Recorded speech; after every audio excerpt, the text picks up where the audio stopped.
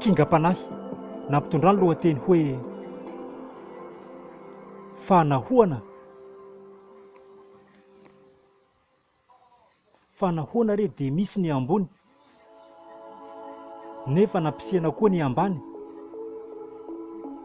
Tsy fitovian'ireo fari-piainana ve no mba tena antony nahatonga an'izany?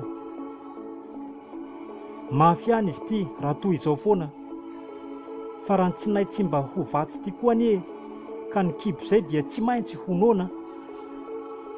Ny fiainana moa fandalovana, be tokoa nefa ireo fahadiranovana.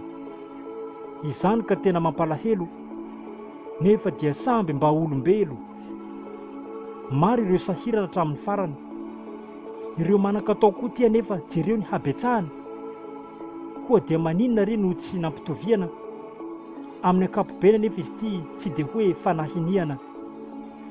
Izany lasa miteraka ho fanambaniana, ka an'izay efa ambony dia tsy te lalan'ireo niatrika ny fijaliana.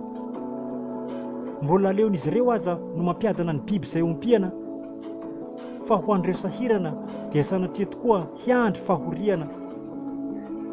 Fahoriana an'ny sasany marina no mba fifaliana an'izay miseho tafara.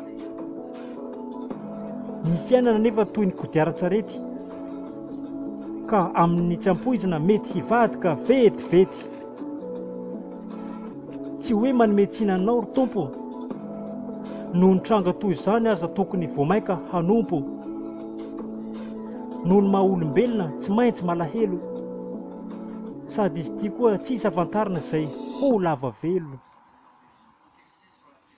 Na dia izany aza, fa dia nahoana marina angamba? Eny fireo mbola tena zaza, mahatsiaro mijaly amin'ny zavan-tranga.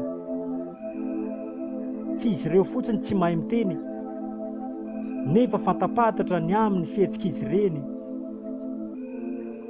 Mitaraina tsy mahazo aina, noho ny hamafin'ilay fari-piainana.